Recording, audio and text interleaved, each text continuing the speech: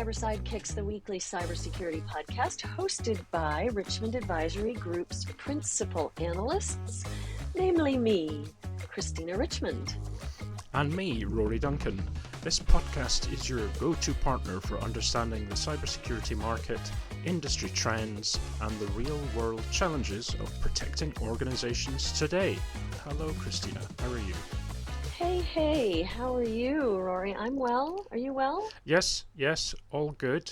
Fingers crossed. No... Fingers crossed. Toes crossed. Everything crossed, touching wood, etc. We're all good. Yeah. And I'm glad to hear that you're okay, because I know you were feeling a little poorly the other day. A little out of sorts. I was a little out of sorts, but I think it was the melatonin, honestly. So, we don't touch wood. We knock on wood. Did you know that? Oh, really? In the U.S. Yeah, we knock on wood. Yeah. But hey, lots of things coming up in this episode. M&A announcements just keep on rolling. We are out of the slump of investment and M&A activity. 2025 has been a hot year so far, so hot on the heels of Palo Alto Network's announcement that it intends to buy CyberArk. SentinelOne just announced it is buying Prompt Security, so we'll talk about that in this episode. Yeah, that was not necessarily a big surprise, but it was a surprise coming so quickly after the last one. Secondly, we've got a kind of an alarming story today about how a Google Gemini AI bot hijacked smart home appliances and, yes, literally turned the lights off. So dear. We'll hear about that later.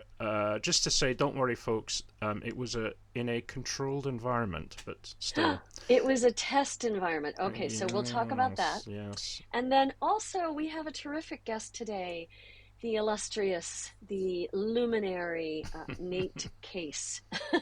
He's really interesting, who, as well as being the Chief Security Officer at Clarity Innovations, serves as a cybersecurity advisor and board member for lots of different organizations. He is actually on the floor of Black Hat today. We'll give a shout out for his talk that he is doing as we bring him on. He's doing a crisis simulation tabletop with another luminary named Dr. Volker Frank. So we'll talk about that and many other things with Nate coming up in the show. Great. Looking forward to that. The latest issue of our newsletter is out, so if you'd like to sign up for the newsletter, it's free. The newsletter is called Signal, Not Noise. And when you subscribe, you'll be sent a 4-page extract from our recent AI security survey update, looking at how prepared CISOs, C-suite and senior IT practitioners are to face AI-powered attacks, and what would help them prepare. Now, that particular aspect is very pertinent given some of the things we'll be talking about today. So how can you sign up for this newsletter, Christina? Yeah, you can go to www.richmondadvisorygroup.com, and just at the bottom of the homepage, you'll find a little sign-up box. Go ahead and put your email in and subscribe. You'll be asked to tick the box that you agree to receive things from us. That's a privacy motion that we have. And then as soon as we see that we have a new subscriber and as they come in, we start to send out those 4-page extracts. So we'll just email you back and give you the 4-page extract and the newsletter. So there you have it. Great, thank you. What do we have up first? We have the SentinelOne acquisition. They're saying they're going to buy Prompt Security. Tell me about that, Rory. So as we mentioned at the top of the show, more merger and acquisition happening. We thought perhaps the summer would be quiet. It's not been quiet. We had the Palo Alto and CyberArk acquisition last week, and now along comes SentinelOne and buying Prompt Security. Now, this is an interesting one because Prompt Security, they say, is a pioneer in securing AI in runtime, so preventing AI-related data leakage and protecting intelligent agents. Interestingly enough, it does mean that SentinelOne can add some additional functionality to their platform. Now, one of the first things I did was have a look around to see what this means from a acquisition function and financial perspective. And although financial details of the transaction were not shared, it's a stock and cash purchase. It appears that there is a Israeli business news site called Globes that apparently had some insider information saying that it was the transaction was worth between 250 and $300 million, which is quite a lot given the fact that Prompt Securities is a relatively recent startup, only in 2023. And they've only raised what, like 23 million so far. Yeah, that's so right. That's 10x. I mean, right out of the gate in 2 years. That's woof, that is a kind lot. of amazing. Now, I think the cynics amongst us, and obviously I'm probably one of them, would say that if you want to do a multiplier, then just add AI or Gen AI or agentic AI to that, and that will boost your 5x to a 10x. So perhaps that's maybe too cynical, but still, it's important to note that some of these valuations are kind of scary and a little bit concerning. As long as they come back with, they provide that return on that investment, fine, but it's not necessarily the case. I did some digging as well around S1 itself. Now, I know, Christina, we've got our views and opinions on S1. Well, it did its IPO in June 2021, and it's valued at around 5.5 to 6 billion, perhaps a little bit more in terms of market cap. But as you and I have talked about before, their stock hasn't been doing so well. In mid-July, it was trading about 21% down on the year, and is down around 60% over the past 4 years since its IPO. So interesting. How are they doing after this announcement? Did it pop up again after the announcement, or no? Unfortunately not. It dropped 7% on the day.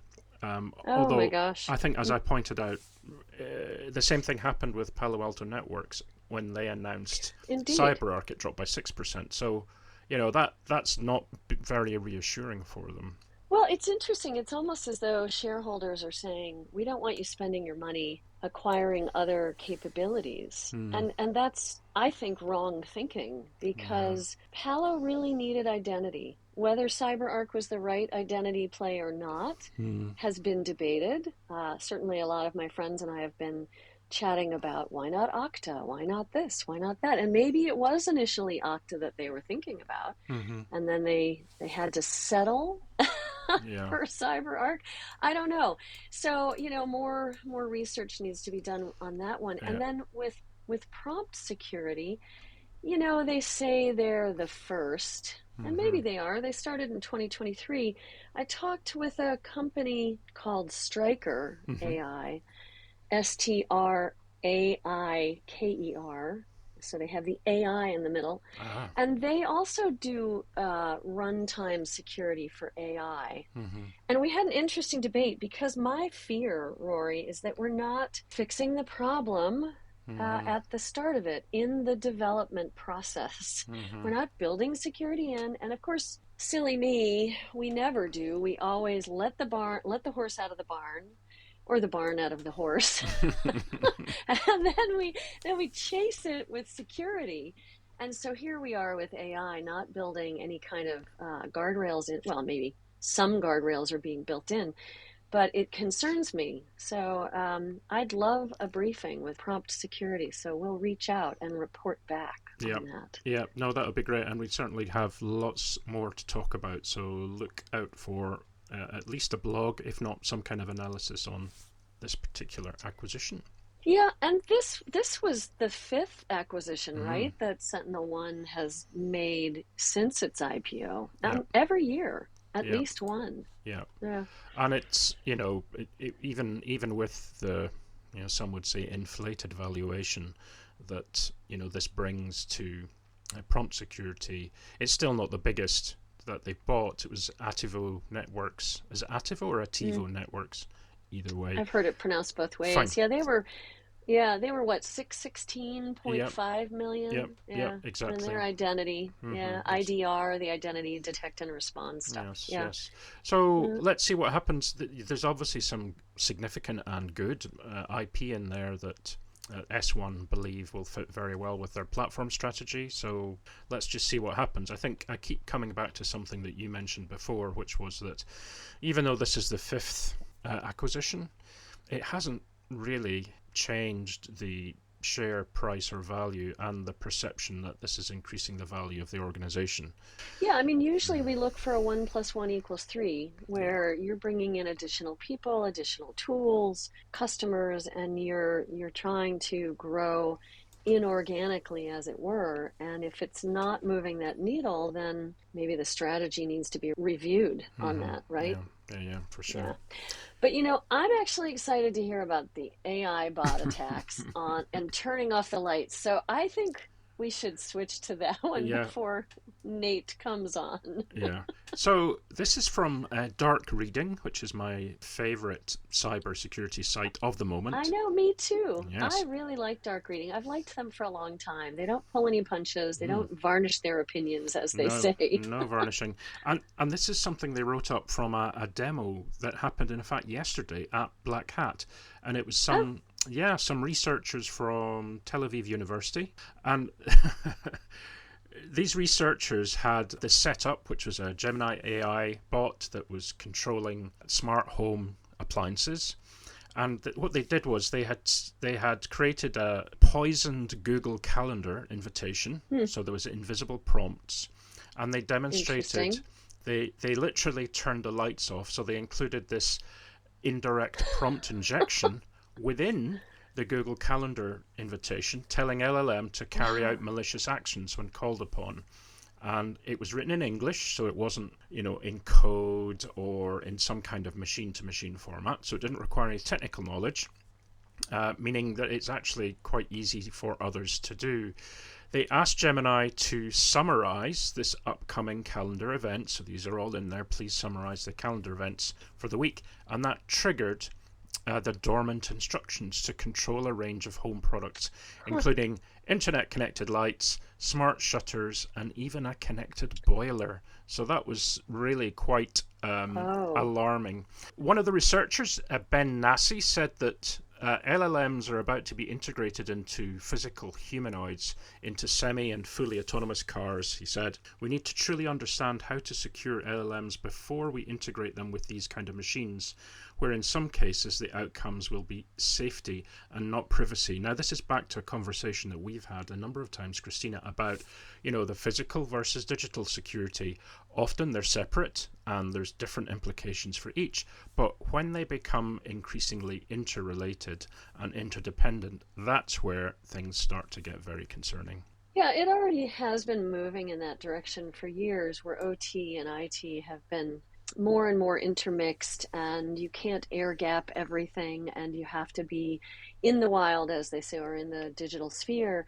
And so, yeah, manufacturers, critical infrastructure, they've been facing this challenge for years, but now we're taking it to another level of Mm-hmm. integration with the physical. And gosh, what Ben Nasi says about these physical humanoids, right, Mm-hmm. being integrated with LLMs, it's that it is true. We are now more and more dependent as humans on the productivity tools that the LLMs are bringing us, but also they are bringing the adversary the opportunity to challenge our safety Mm-hmm. and not just our privacy. So, yeah, Mm-hmm. Yeah. fascinating test. And I, Mm-hmm. again, brings out major FOMO for me not Oh being yeah. at Black Hat this week. Darn it. Well, you're not missing the heat. And actually, talking of that, we have Nathan waiting to come on. Oh, good. So let's just Oh, bring him in. wonderful.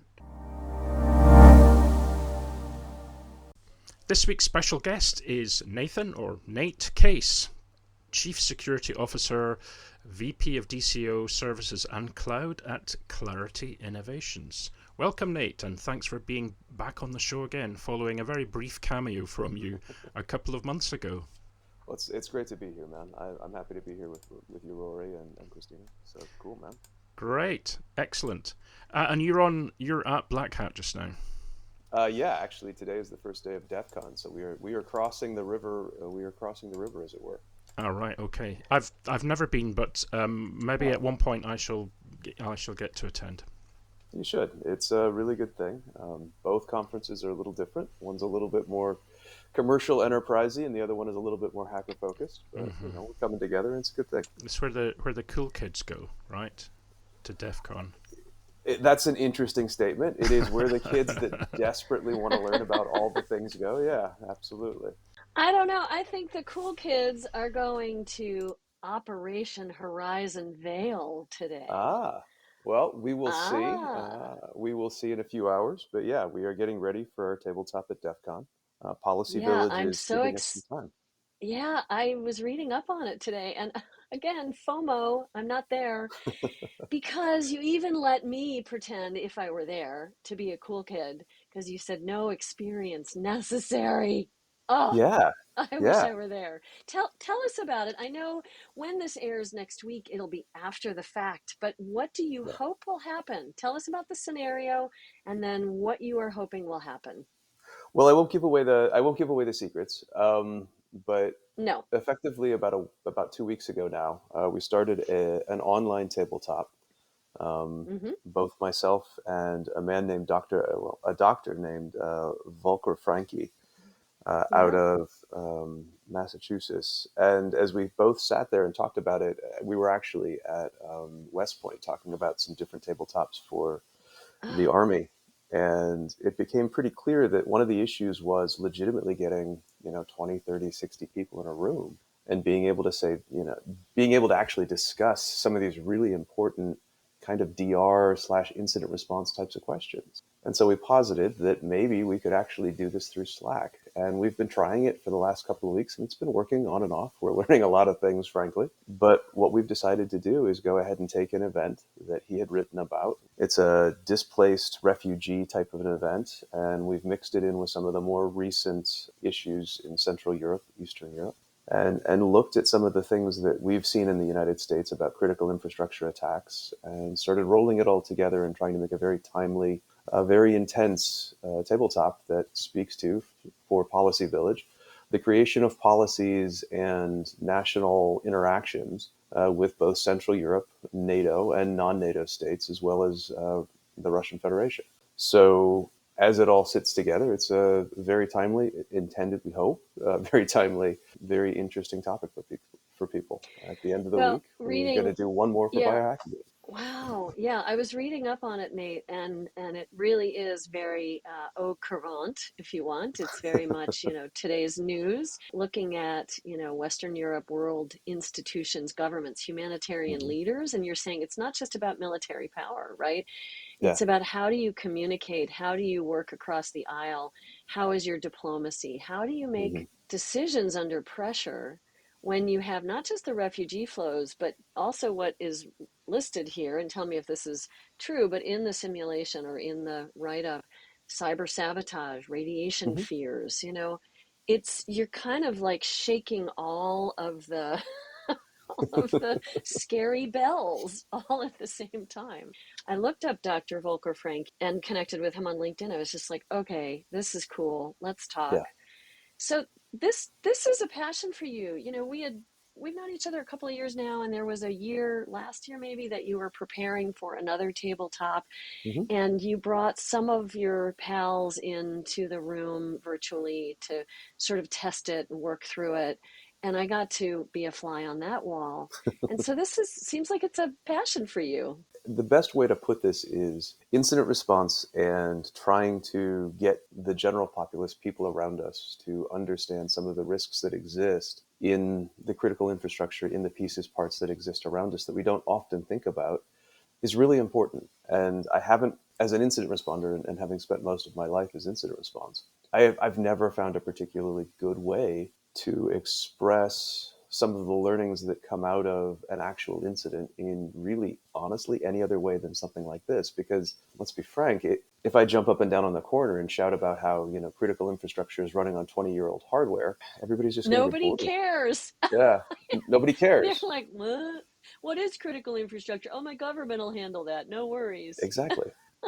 But I mean, Yeah. like, what we're learning is government really doesn't care so much. And it's not about like, this isn't a political statement. It's just a general politics type of a thing where there are some people, probably in your hometown, wherever you happen to live, that run the gray water, the water cleaning mechanisms in your community. And there's politics between the way they interact with your local government, your state government, and your federal government. And Yep. it's kind of messed up. Yeah.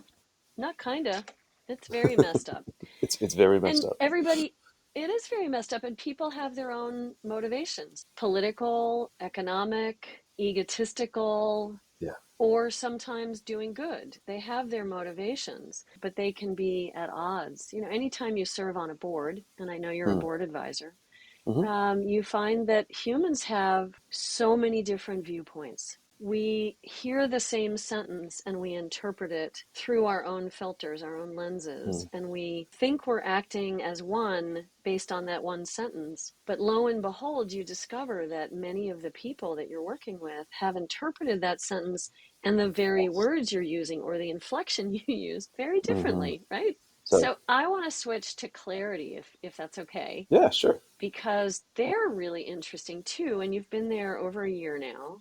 Hmm. And I'm going to just call out the one page. I mean, I went through the website and watched a bunch of the videos, which are pretty Hmm. slick, pretty Yeah. interesting. But this is the one that probably was most interesting at this particular moment for me.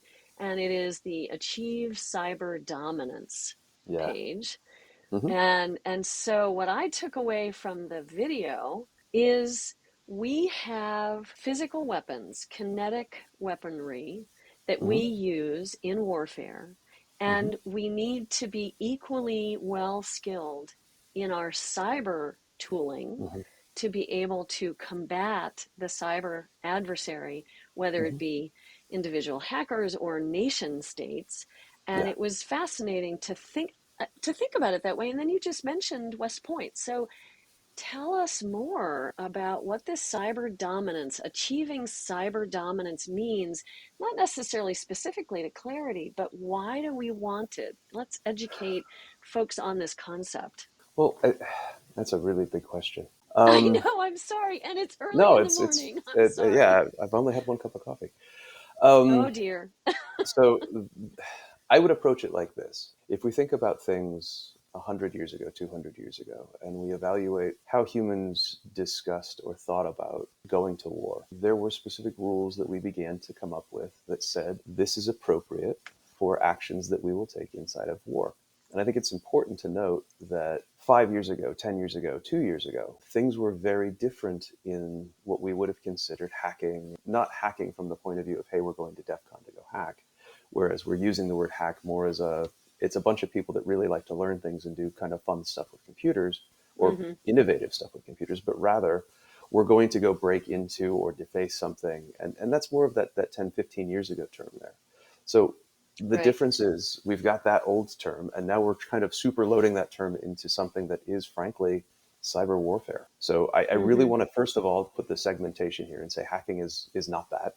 Many of the rules of war that we're looking at now is a question of what is an appropriate action for a nation state to take. And what we've Right. seen is the change for that over the past couple of years. And suddenly it becomes this question of what is actually warfare. We talk about information warfare in the news, we talk about information warfare all over, but I mean, specifically in the tabletop and the simulation, we're looking at the difference between what really is in a real factual way and what, frankly, one of the other teams, well, a couple of the other teams, are putting out in the media as, no, this is really what's happening. Trust us. We know exactly what's going on. And obviously, they're not telling the truth. But the reality is, we live in such a weird time that that's legitimately a weapon. And so, as we talk about impacts and we talk about the Roman Accords and we talk about the Rome Accords and we talk about different portions of legitimate warfare from one nation to another, what type of weapon is that? Is it an appropriate weapon to use on civilians? And I think the answer is no, obviously. But as we evaluate the things going on around us, what is an appropriate thing for a nation state to do? Is it appropriate for China or Russia to get into our critical water infrastructure? And is it okay for them to begin planting what I would call potential kill switches in some of our water treatment plants? Is that really a big deal? And I would say, well, yes, it is. And in fact, it would be illegal warfare because it directly affects civilians. Is there So a treatise written on this kind of warfare yet. Is there Not really. something? No. Not really. Yeah, I was wondering. And, and there are people currently working on it. Tara, I think, is probably one of them, if I would guess.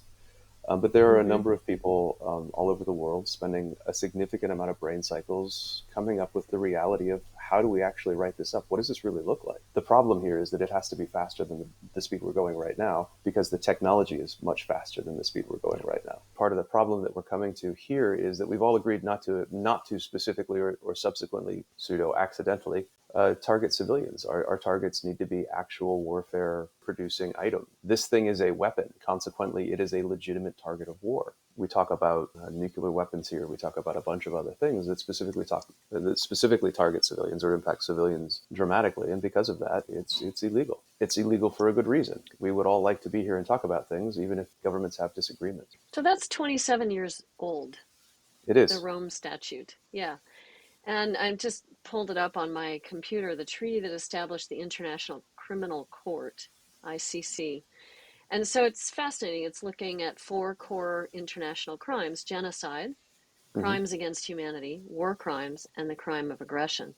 And Mm-hmm. so, where cyber fits into this is what you're Yeah. talking about, right? Like, it's this amorphous Yeah. energy, cyber, in this digital sphere, and yet it causes real harm. And now we were just talking about this Google bot, AI bot that Mm-hmm. hacked into the lights at Black Hat. It was Mm-hmm. written up by dark reading, and we're like, okay, the intersection. Who was the guy? It was Ben Nasi. Yeah.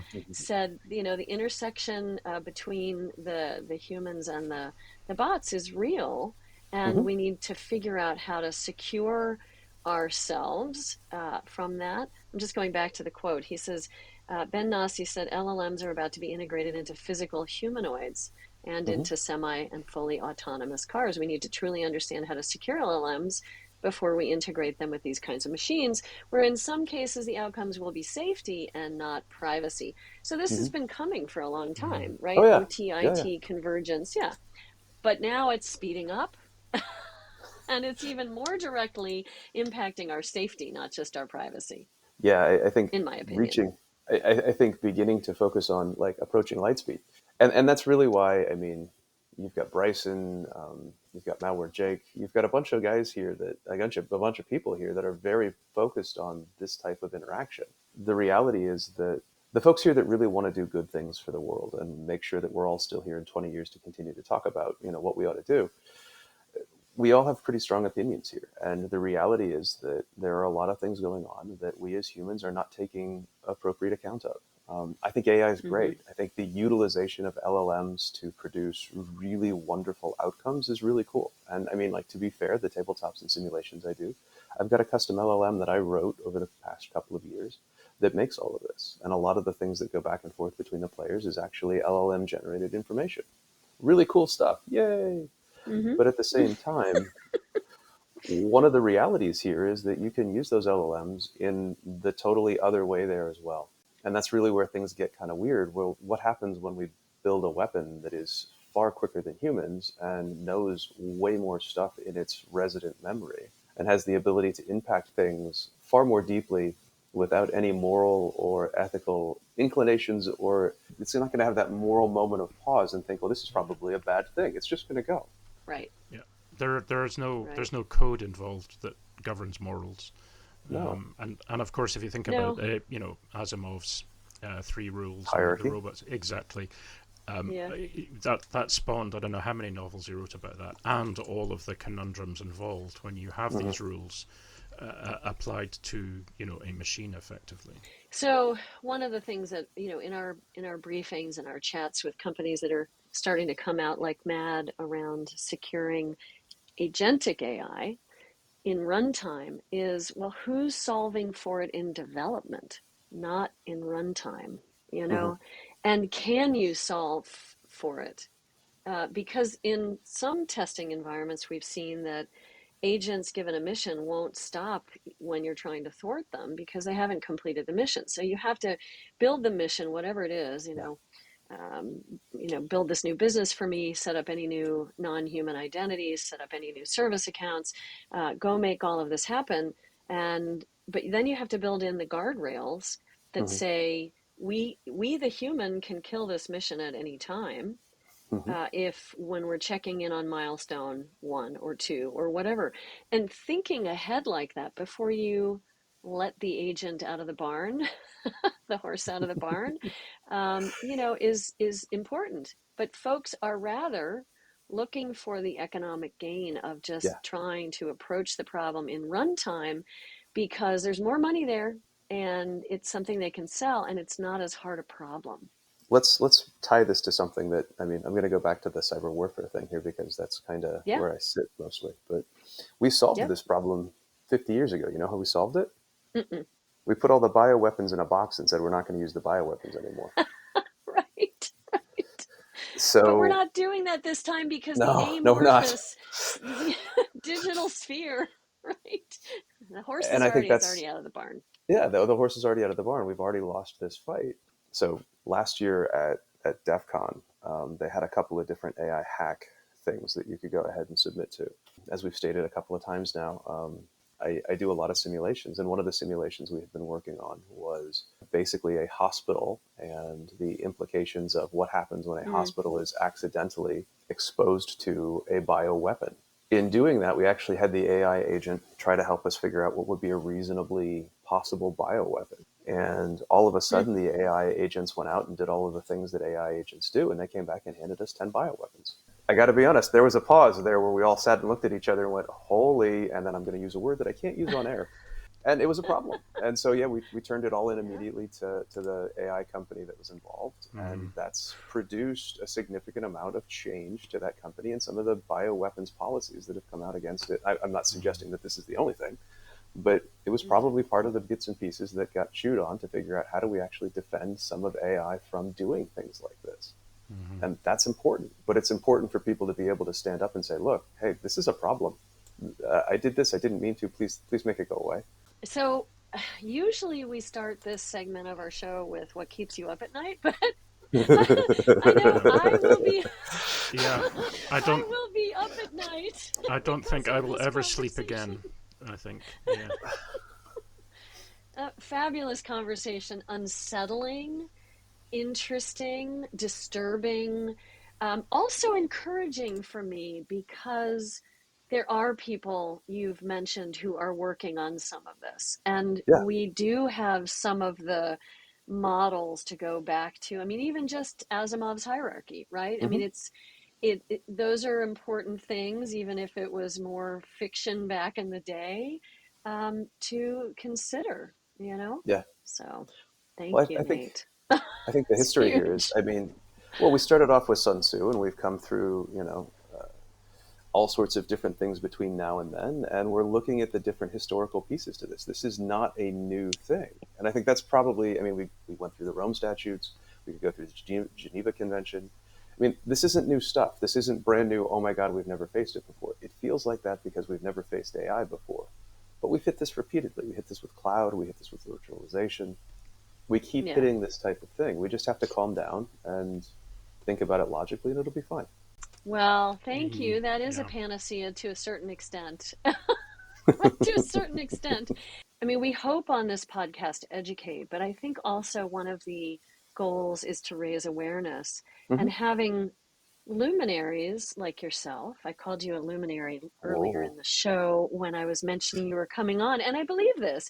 Having folks like yourself on to talk about these big challenges, it needs to open the eyes of the next gen. It needs Mm-hmm. to open the eyes of non-cyber people, and those who are all in with AI. Yeah. Definitely. I think adoption is based on choice, right? It's not an Mm-hmm. inevitability. We are, as humans, we can choose what to do, and whether that's doing good versus doing bad, that is a choice we have.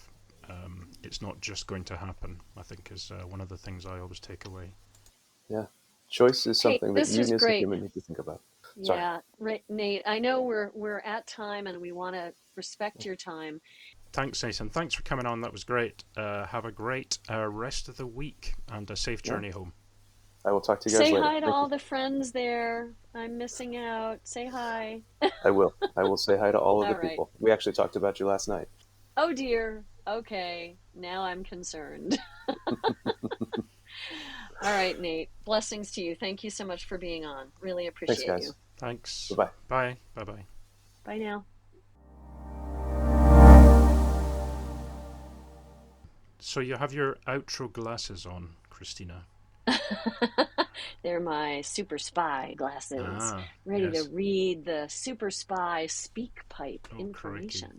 Yeah, well, Yeah, so that if you was want, great. Sorry, I was just going to say that yeah. that was a great discussion. Kind of sobering. I Oh feel yeah. sort of Hmm. quite unsettled, mildly unsettled would be an Oh, understatement. I'm not mildly Yeah. for me. Yeah. Yeah, it's interesting stuff, but I Mm, loved the sobering or settling statement Nate had, which is, look, we've been here before. We yeah. did it with cloud, we did it with virtualization. We know how to solve this problem. We Mm, don't yet, honestly, but there are good minds working on warfare in the cyber and digital sphere and what that should look like. And let's hope that they are balanced minds, yeah. smart minds, but also balanced, and using the many treatises and information that we've Hmm. had all the way back to Sun Tzu, as you were talking about. Yeah. Well, I'm trying to do my mantra, which is try to be positive, don't be cynical, don't be cynical. But it's difficult. It's very It difficult. is. Anyway, It is. on that note, we should probably close out the show. So thanks Yeah, for that. And there's various ways that the listeners can get in contact with us, isn't there? indeed. Yeah, you can email us. We're pretty available. Hmm. Rory Duncan is Rory at richmondadvisorygroup.com, and I am Christina Richmond, and I'm at Christina at richmondadvisorygroup.com. Or you can leave us a voicemail, right, Rory? Yes, if you Where want to would leave they some do that? feedback and you'd rather not do it through email, if you'd like to give us an immediate and passionate, heartfelt responses, as long as it's not too sweary or spicy, you can leave that through our SpeakPipe link. So this is a voicemail, 90 seconds max, at